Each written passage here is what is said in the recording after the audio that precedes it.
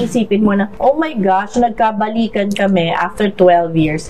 At siya na nga. Pero akala lang nila yun. Ano ang main reason? Pwede ko bang malaman? To be honest about it, parang ang feeling ko namatayan ako. Sabihin na lang natin, I fell out of love. Kumusta na si Herbert? Kumusta na sila ni Rufa? Sila pa rin ba? Aba, ewan ko. Ewan ko nga sa'yo eh. Umamin ba sila? Kung kaya mong mabuhay sa tundo, kaya mo ring mabuhay saan man sa mundo. Morley Alinio. Ito ang Tundo. Yes! New York, New York, New York! Yes, dati sa New York lang pinupuntahan ang pamilya Bautista. Pero this time, sa tagal-tagal na pagre-request ko, natupad din. Please welcome ang kumari ko, Carlene Bautista. Hi, boss! Morning, good evening sa lahat. Ayan, any time of the day. Hello sa lahat na nanonood ngayon. Ayan, after, ayun nga, ilang imbitasyon, natuloy din tayo sa Ang wakas. tagal-tagal nito kasi bakit hindi? Eh, ang tagal-tagal, super busy ang kumari kong Carlene. Ano nga ba pinagkakaabalahan mo, Mari? Well, ngayon, nakafocus ako ngayon sa mga bata. Siyempre, si Boo, yung aking pangatlong anak, ay nag-aartista na rin. So, yun, sinusuportahan siya. Siyempre, lahat sila sinusuportahan ko. But medyo ngayon, dahil pareho ng industriya, pareho ng hilig, kumbaga, no, nakahiligan din yung pag-aartista. Kaya, gina-guide ko rin siya kung paano ang mundo natin, di ba? So, yun, very important ang guidance. Pagpasok ni Harleen, may chichismis ako sa inyo. Alam nyo, ang bungad ko. Sabi ko, Mare, kamukha mo na mama mo. Kasi si Mommy Baby ay kaibigan ko, close ko, lalo na mga panahon, si Harleen ay nasa That's Entertainment. True. And halos everyday, nagkikita tayo, di ba, doon sa bahay. So, nakakamiss yung mga time na yun. Nakakahiya mang aminin, nakikikain ako sa kanino. Eh, yung bahay naman kasi open naman sa lahat. Free kumain lahat. Yung mga kasamahan mo na nagsumusulat din dati, di ba? At hindi pa doon natapos ang buhay ko. Dinadala pa ako sa palengke, namamalengke kami. Yun, hindi ko alam. Today ko lang mo nalaman yun na magkasama kayo ng mamalengke, Doon, ha? saan? At magagaling ka ng Tondo, pupunta ka ng Cubao, ha? Tawagan niya ako, Molly, punta ka dito. Pocket bell pa noon. Alam ba nila ng viewers kung ano yung pocket bell? Ano po yung pager? Wala pang cellphone nun. Tatawag ka sa number, landline, and then sasabihin mo yung pager number, and then yung message mo. May operator ho yun. Kasi sisend na nila sa message. Tutunog dito, yung gadget, tutunog, tuk, mababasa mo yung message. Yun mo ang bell. May isa pa akong itinanong kay Harleen. Ano yung tinanong ko sa'yo? Marunong ka rin ba magluto? Kasi si mama, masarap talaga magluto. Marunong din naman. May mga favorite din naman yung mga anak ko na nire-request. Kaya marunong, pero mas magaling pa rin ang nanay ko. Siyempre. Ano yung mga luto ni Mommy Baby na namimiss? Yung kanyang adobo, kasi may atay. Eh, ang mga anak ko ay hindi naman kumakain ng atay. So, pag nag-adobo ko, walang atay. So, yun ang namimiss ko. Tapos, yung kanyang adobo, yung hito na kulay dilaw or green yung sabaw. Dahil niluto siya sa turmeric. Menudo, sinigang na ipon. Yeah, sarap nun! Oo, sarap nun. Pero may isang katangian pa rin si Mommy Baby. Bulgaran ito. Nakuha kaya ni Arlene? Arlene, nakuha mo ba yung pagiging malinis sa bahay ni Mommy? Nalinis ng linis, na walang ginawa. Pagising sa umaga, linis siya ng linis. Medyo, siguro nakuha ko yung ligpit ako ng ligpit na hindi rin naman natatapos yung nililigpit dahil yung mga bata naman, kalat naman ang kalat. Siguro ganun ako noon. Oo, ganun, oo. Hindi, pero siguro pag nanay ka na or may bahay ka, talagang gusto mo maayos, malinis yung tinitirhan mo ng mga anak mo, di ba? Ano yung mga katangian ni Mommy Baby na nakuha mo? Maliban sa muka. Masungit. Siguro. Hindi naman masungit.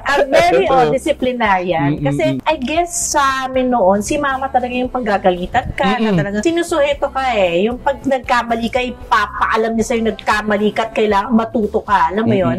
Pero hindi ko nire-regret. Hindi ko sinama ng loob yun. Talagang natuto ako dahil doon. sumunod. Yun yung somehow ina-apply ko sa mga bata na parang napansin ko iba yung generation ngayon. Parang iba nila i-take pagka napagsabihan sila. Parang iba yung attack ngayon dapat sa kanila. Anong attack na ba ang ginagamit mo ngayon? Sa limang anak mo at 4 kay Frederick, siyam yun. Paano attack yung ginagawa mo? Sabi nga ni Abijah, yung panganay ko na, Mama, kasi iba na yung age gap, malaki masyado. So, mag-counseling po kayo sa... Sabi niya kasi, paano ba? Kasi nga, kumausap daw ako ng someone na maaaring mag-advise sa akin paano nila ako maiintindihan at paano ko rin sila maiintindihan. So, hindi ko pa nagagawa, pero ang ginagawa ko lang ngayon, parang sa akin hindi effective yung noon, mga magulang natin, di ba? Pag pinagalitan tayo, di ba? Maririnig natin lahat. Parang hindi effective eh. So, parang ngayon, kailangan malumanay ka. Ganun ng bata, kailangan ulitin mo ng ulitin ng magtanda or ng matandaan nila. So, siguro ganun din tayo noon, yung mga parents natin, panay yung sabi na, gumising na maaga, matulog na maaga. Pero tayo, di ba, kunyari nakapikit, pero gising pala. What more ngayon? May gadgets, di ba? Kumusta ka na bilang isang nanay? Okay naman, very happy. Actually, nakagraduate na ng college naman yung first daughter ko. Anong pangalan nito? Si Zeki. Anong course niya? Nagtapos siya ng Arts and Design, Bachelor of Arts and Design sa Australia. So today, doon ako galing, nag-lunch kami to celebrate. Very, very happy. Okay naman ako. All the children are mababait na mga bata, magalang. I guess, pag nanay ka, yun ang pinaka-importante. Walang kang medyo problem child na kung tawagin, di ba? Wala naman. Second na anak mo, ano pangalan? Si Zeki. Yun yung sinundan ni Bo. And then, ang sumunod naman kay Bo, si Nirel. She's 14 years old. Nag-aaral pa rin siya. And then, yung sumunod, yung bunso, 10 years old, si Yuela. So, 4 ang anak mo. Okay. Yung isa kay Rico. Yung 3 kay Romney. 4 kay Romney, bali 5 na sa'yo. 5. Tapos kay Frederick, kay Federico. Ang anak niya ay 4 naman. 4 din. Ilan taon na yung anak niyang... Panganay, 30. And then sumunod, 29. And then 26. And then 20. So, bali nakakasyam na anak na kayo pag Kaya pag magkakasama kami, sobrang saya. Sobrang galing lang kami sa Hong Kong last week. 5 days kami doon. Sobrang saya. Magkakasama kayo lahat. Magkakasama kami. Except si Abijah, yung panganay ko, dahil may work siya. Siya lang ang wala. Gaano ka kakontento? Super. Kasi yung pwede palang maging ganito. Yung pwede palang maging super saya lang. Of course, may mga challenges, may mga problema, may mga bayarin. Pero part yun eh. Pero in general, as a whole, as a mother, as a partner, wala na akong hihilingin pa. Hindi ko rin naman hiniling na dumating ang isang Federico sa buhay ko. Kasama yung 4 niyang magagandang mga anak. Hindi ko sila hiningi, dumating lang sila. At sobrang nakapagdagdag yun sa buhay ko na maganda na. Hindi mo sila hiningi, pero dumating sila. At nang dumating ang blessing na ito, paano nga ba hinarap? Paano tinanggap? At ano ang ginawa ng isang Arlene Bautista? Alam mo, hindi na ako nag-isip, hindi na ako nagtanong na, ito po ba? Or tama po ba to? Or ganito? Kasi ayoko na i-question, alam mo yon, parang in-enjoy ko na lang. Everyday, nagte-thank you pa rin ako. Kasi na-enjoy ko lalo ngayon kasi nandyan si Fred sa tabi ko. Umaalalay sa akin. Umaalalay sa kanya ang lalaking huling nagmahal. Ang huling lalaki na dati-rate ay hindi niya pinapansin kapag dumarating sa Broadway. Na nung una, sa simula pa lamang, ay hindi niya nabigyan pansin na ito pala ang magbibigay sa kanya ng bagong paraiso. Hindi lamang dito, kundi sa kanyang puso. Kumusta si Federico? Naku, napakabait, napakasayang kasama. Kahit hindi naman sa akin, kahit sa ibang mga kasamahan niya sa trabaho, ganyan, parang, I think nung Christmas party nga nila sa MTRCB, siya yung nanalo ng award na most energetic or Mr. Energy or something. Talagang full of energy siya. Very positive na tao. Sarap kausap, masarap kasama. Mahal niya kaming lahat. Inaalagaan niya kaming lahat. So, I'm very grateful for that. Sino ba si Federico nung unang makita ni Arlene Bautista? Di anak siya ni Kuya Jers. Si Fred kasi bihira siyang dumaan nun sa Broadway eh. Bihirang-bihira. Siguro kung times na nakita ko siya, mga 3-2 beses lang. Barkada siya ni Kuya Hero. Magkaklase sila. sila, barkada sila nung high school. Yun lang, pagkakakilala ko sa kanya. Hindi kami nagkikita or anything. Pero nagkita kami ulit, reunion ng VATS, 2017, 2018 yata yun. Doon kami ulit nagkita. And then a year later, nagkita na naman kami sa reunion ulit ng VATS. Paano nagsimula yung panliligaw, yung relasyon, pagkakaroon nyo ng communication sa isa't isa, yung intactness? I think December 2019, nagkasama kami. Talagang yun yung first time na nagkausap kami ng hindi showbiz ang reunion na high school reunion nila ni Kuya Hiro. Wala, sumabay lang ako kay Kuya Hiro. Nagkataon lang, Nagkataon, wala akong sasakyan. May pinanggalingan kami ni Kuya Hiro. So, bit-bit niya ako. Yun, doon sabi ko, magkakilala naman kami. So, tabi kami, magkatabi kami. Kuwento kami, hi, kamusta? Ganyan. January, nangamusta siya. March, nung nag-lockdown, nangamusta siya. Yeah, after no, mga week later, nangamusta na siya. Ganon. Tapos, hindi ba ako sumagot kasi parang medyo na-weird na ako sa pangangamusta niya. Paano mo yan? Paano mo yan, Mari? Bakit mo biglang kinakamusta? Hindi mo ako kinakamusta noon. Alam mo yun? Parang May. Tapos April, ganyan. Nagte-text siya palagi. Nagme-message siya. Tapos minsan di ko sasagutin kasi parang weird. Weirdan ako. Kasi barkada siya ng kuya ko. Pero wala ka pang nararamdaman sa kanya? Wala. Medyo masigasig.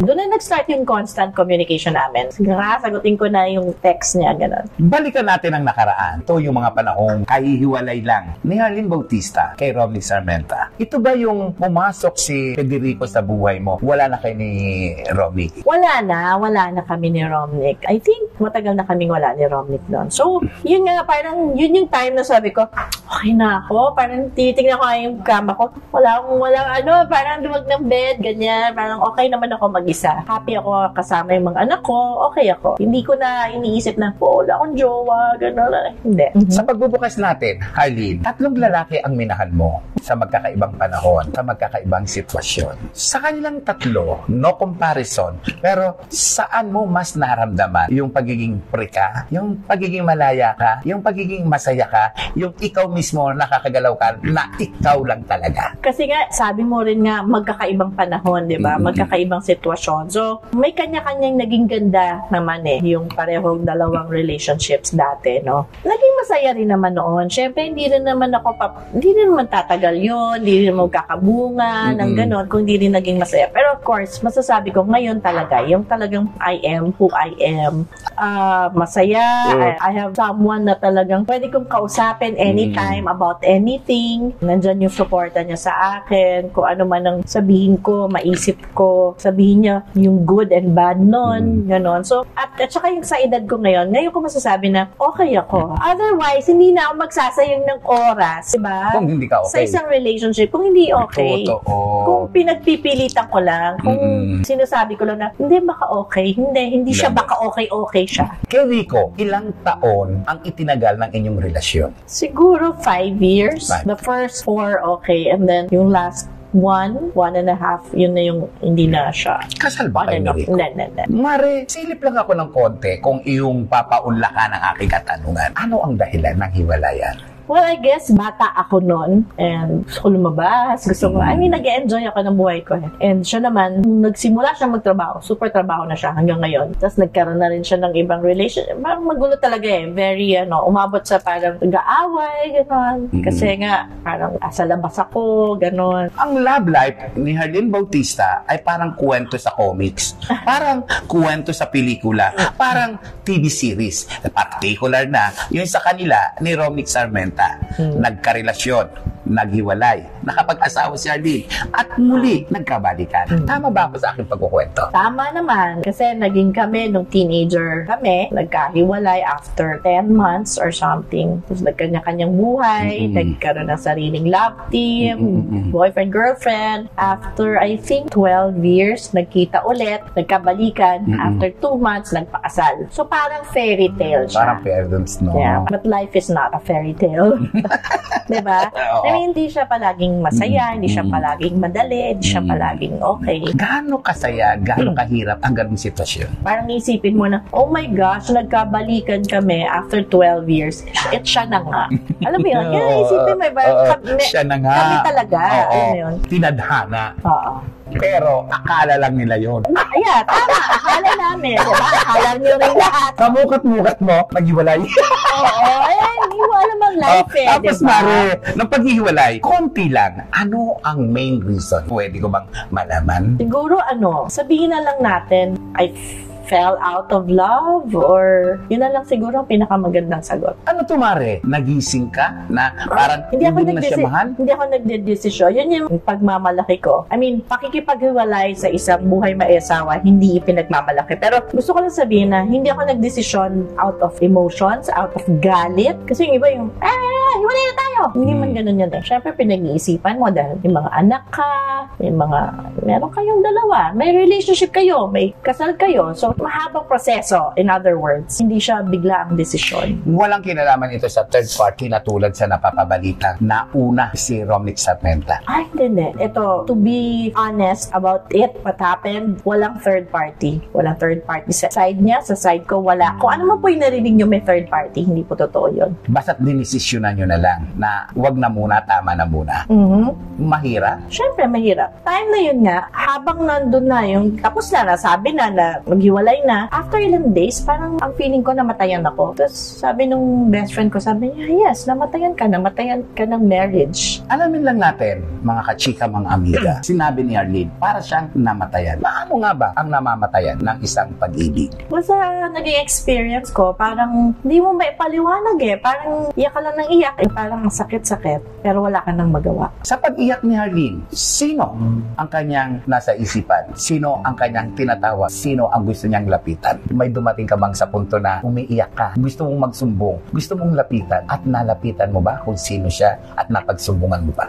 Una kong sinabihan yung best friend ko na nasa Amerika. And actually, lumimpad ako. Pinuntahan ko siya doon. Doon ako nagbuhos sa kanya. After nun, muwi na ako dito. And then, nagpaka-busy lang ako. Ikaw naapektuhan, nasaktan, iniyakan ang sitwasyon na kung saan ikinamatay nga ng pag-ibig mo, ng pagmamahal mo. Ang mga bata, kumustahin ko noong mga panahon na nagsisimula pa lamang ang hiwalayan o nangyari ang breakup? Of course, sila yung parang sobrang nagulat, na shock. Kasi hindi naman nila kami nakitang nag-away, nagsigawan, nagsakitan, ganyan. So, nagulat talaga sila, nasaktan sila, and nag-sorry naman ako sa kanila na nasaktan ko sila. And until now, I still feel yung parang I have to apologize to them for that they had to go through that. Kailangan mangyari. Siguro nakikita rin naman nila na I'm okay now, I'm happier now. Ganon din yung papa nila. Pag nakikita nila, meron pa silang baby brother sa papa nila. So, I guess, and I hope, naunawaan na nila why it had to happen. Sa bawat kwento, may tuldok, may simula, may gitna.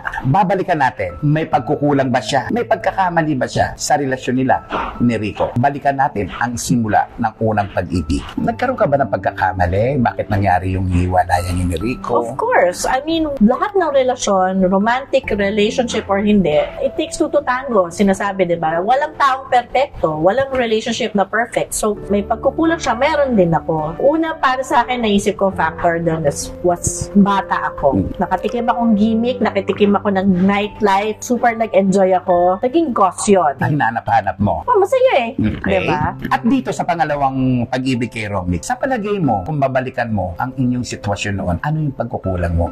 Pwede mo sanang inayos para hindi tuluyang nasira ang isang Romnick and Arlene. Siguro mas open yung communication, siguro mas nasabi ko ng mas madalas yung mga dapat kong sinabi. Sabi nga, kapag nakagawa ka ng isang bagay na alam mong pagkakamali, hindi mo na uulitin yun. Sa una, meron. Pangalawa, meron. At pangatlo, isang perfecto na nga ba ang Arlene Bautista sa pag-handle ng isang relasyon?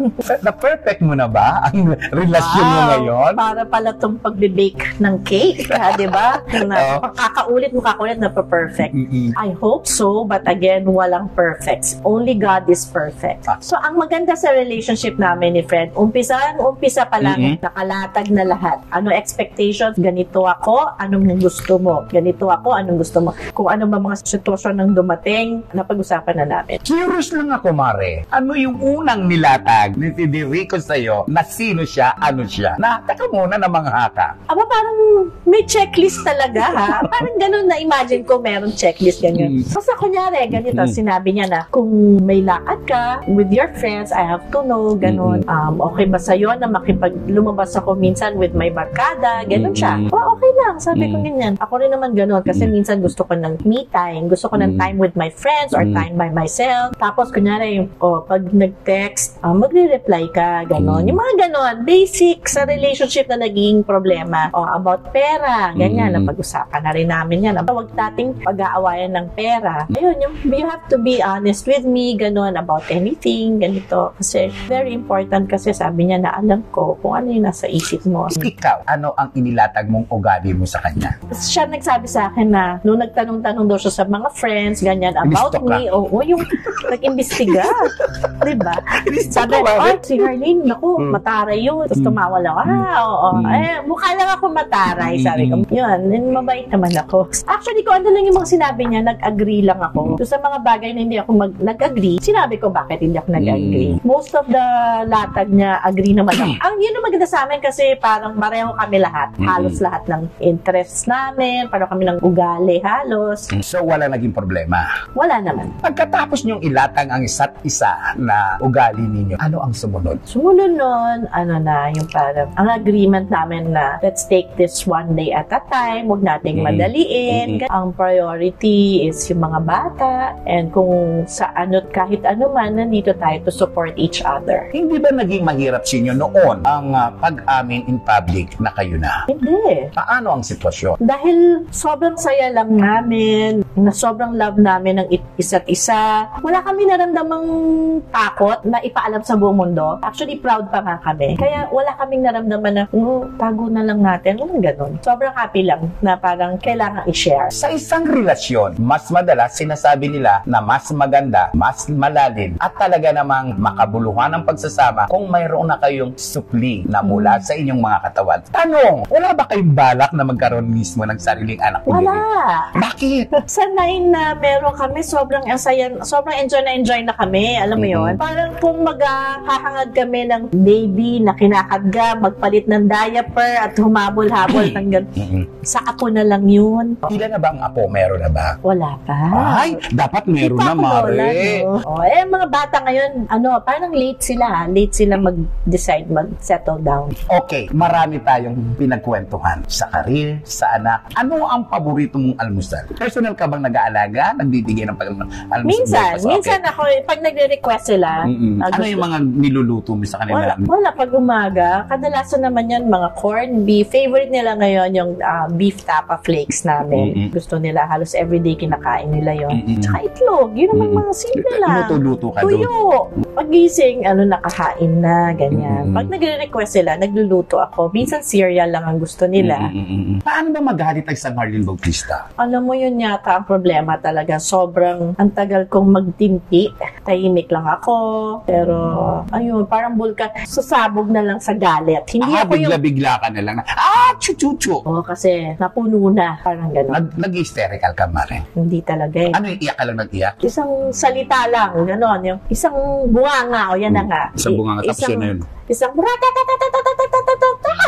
kasayo ka na. Paano ka nakakalma? Siguro, alis ako, magdadrive ako. Wala kang pupuntahan? Wala. Umiiyak kang ganon? Iyak, may sound. Very cinematic. Oo nga, dapat pala nire-record ko yung mga ganun ko, no? Then, bili ako ng beer. Oy, pelikula na yan, Mari, ha? Oo, diba? Anong title? Paano Paano ka naman natutuwa? Wala, ang ingay ko, gano'n. Sobrang saya lang. Very happy. Mari, itanong lang kita. Sa loob ng halos 3 taong kayo ni Federico, ano yung isang bagay na nakita mo sa kanya na masasabi mong the best? Kung paano siya sa mga bata, sinasabi ko kay friend palagi na gusto kong pasalamatan si Kuya Germs at si Lola niya, si Doña Aurora. Dahil ang ganda ng pagpapalaking ginawa sa kanya. Dahil napakabuti niyang ama sa mga anak niya. The best siya. Pinaka-the best. In the world. Anyway, Mare, sa totoo lang, madalas sa pag-uusap niyo ni Federico, ano ang sinasabi mo sa kanya? Siyempre, may mga pinag-usapan kami. Nagkukwento siya about his work. Ako rin naman, ganun din. Pero madalas, lagi, nasa isip namin pareho is yung mga bata, yung future ng mga bata, paano sila mabagyan ng maganda at masayang kinabukasan. Siya ba, Mare, na ipinangako sa sayo na ikaw lang ang mamahalin, ikaw lang ang... Siyempre naman. Ano yung mga pinangako sa'yo ni Federico? Mamahalin niya ako habang buhay, ganun din naman ako sa kanya. Wala nang iba. Yun, naaalagaan ko siya hanggang kaya ko. Isang direktang tanong, Mare, ang gusto kong itanong sa'yo. Tapos na ba yung annulment ninyo ni... Matagal na. Mahigit 1 taon, dalawang taon na yata. Anong initial reaction mo nung malaman mong annulled na kayo? Ay, di natuwa ako. Kasi tapos na. Alam mo yun, ang hirap din ng process na yun Parang kailangan mong balikan, yung mga iba rin proseso, iba rin experience ang annulment. Once it's over, parang nakahinga ka rin Relief din siya sa totoo lang. Ano naman ang reaksyon ni Federico nang ma-annulled na kayo? Kayo na ba ni Federico nang ma-annulled yun? Iba kasi yung church Nung church annulment, nagkita kami after the church annulment. And yung civil marriage annulment, kami na. So, nung church, hindi pa kami. May balak ba kayo ni Federico magpakasal na? O kasal na ba kayo na hindi ko pa alam? Hindi kami kasal. May balak ba kayo magpakasal? I think may mga ayusin pa sa side niya. Dahil hindi pa siya annulled. Hindi Sa'yo problema wala yun. Pero willing kayo sa isa't isa magpakasal? Yeah. Anong klaseng kasal ang pangarap mo, Mare? Ay, meron na. May plano na kami. May mga ganyan-ganyan. May mga gusto kaming makita, gawin, ganyan. Share mo nga sa akin. Secret. Sige lang. Wala pa eh. Saang lugar naman? Beach wedding ba to? Simbahan pa rin. Basta. Bakit simbahan pa din? Aba, syempre, pareho kaming Katoliko and gusto namin yung blessing, the sacrament of matrimony. Ato, napakabait na tanong, Mari. Talaga. Tanong, ayan. Ano na ang pinagkakaabalahan mo ngayon? Well, yung nakatuto kami sa mga bata, inaano namin, sinusuportahan namin sila kasi iba-iba sila ng gusto Yun nga, si Bo, nag-artista, and si Zeki, kakagraduate lang. So, nag-isip pa kami anong pwede niyang gawin. Diba? And yung kuya naman nila, nasa industriya din, sa camera, DOP, ganyan. So, nakatuto kami sa mga bata. Plus, meron kaming film equipment rental and may recording studio din kami. Ito yung business ninyo. Daming magkakapatid. Meron akong maliit na negosyo, yung The Extra Rich Coffee Bun. Coffee buns siya. Masarap siya. Online lang po. Through Messenger lang ma-order. The Extra Rich Coffee Bun sa Facebook and Instagram. And also, maglalabas kami ng family and home foods, yung beef tapa flake. Napakasarap po na, my gosh. Kumusta na ang pagpuproduce mo? Di ba, ilang pelikula ba kayo? Marami na. Hindi ko na mabilang yung Anong production nyo? Heaven's Best Entertainment. Ang pinakahuli namin yung Blue Room, si J.K. Labajo, si Harvey Bautista, and Elijah Canlas, di ba? Kasama din doon. So, yun. Hindi mo na kami gumagawa pa sa ngayon kasi syempre, pinag-aaralan pa namin kung ano yung talagang magiging economically wise na decision sa paggawa ng pelikula. Kasi medyo mahirap, alam mo na, di ba? Ang mga tao, karamihan di afford yung bayad sa sinihan. Nag-aaral pa kami. Kumusta na yung mga kapatid mo? Si Okay Hiro? Okay naman sila. Nakafocus din sila sa mga anak nila. May mga kanya-kanya din sila mga ginagawa na hindi ko alam kung ano. Dumating ang punto sa buhay ni Hiro na sinubok siya ng panahon. Hinusgahan siya ng pagkakataon. At bilang kapatid, ano ang iyong naging reaksyon? Anong tulong na binigay mo o suporta na binigay mo kay Hiro ng mga panahong kasagsagan ng problema niya, particular na sa droga? Siyempre, kami dalawa ni Kuya Herbert, suporta namin nandyan lang naman. Especially during that time, 1,000% yung support namin. Sa rehab siya, we make sure na okay siya, nadadalaw namin siya. Lahat ng kailangan niya ay naibibigay. Siyempre, yung dasal, and very thankful kami sa lahat muporta nung time na yon. At ngayon, bumangon ang isang Hiro. Ano ang pakiramdam ng isang kapatid? Siyempre, happy at proud na nalagpasan niya yun, di ba? And praying na lagi na siyang i-guard ni God against yung mga masamang impluwensya. Kumusta naman kayo ni Senator Herbert? Okay naman. Pero kaming group chat kaming tatlo. So doon kami nag-uusap-usap, doon kami nagpapadala ng minsan mga joke, mga ganon. Minsan mga recommendation. Panoorin nyo tong movie na to. Sa isang araw na lang biglang may mag-share. Si Herbert, share niya from current events. Ayan. O kaya about movies. Yan ang mga sinishare niya. Ako mga kalokohan. Kumusta na si Herbert as a leader? Ano ba siya ngayon? Wala. Private citizen siya ngayon. Pero he's still very active sa mga social-civic services. Ganyan. Yung mga communities. Hindi naman siya nakatenga. Busy rin naman siya. Kumusta na sila ni Rufa? Sila pa rin ba? Ewan ko. Kung sila ba? Oo. Nag-confirm ba sila? Or Naging sila ba? Hindi ko nga alam. Kasi, pero okay lang sa'yo. Kasi si Rufa, friend ko naman yan. Kahit noon wala pang chismis na ganyan na sila o hindi. Nag-uusap naman kami ni Rufa. I mean, dahil nga sa that, we're close same day kami. Monday. Group. Diba? Anyway, kayo ni Rufa, close naman kayo? Yes. Ay, noon pa. Hindi lalo kayo naging close nung napabalitang sila ni... Tatawanan kami sa chat. Ganyan. Bakit? Kayo nagtatawanan? Wala. Kapag may mga katulad itong huli na buntis daw siya, kinasal daw sila, tatawa-tawa lang kami. Kinasal na ba talaga sila ni Herbert? Hindi nga, kaya nga kami nagtatawanan kasi fake news nga. Gusto mo bang ikasal sila? Hindi. Ko ikaw tatanungin. Bahala sila sa buhay nila. I mean, pero okay lang sa'yo.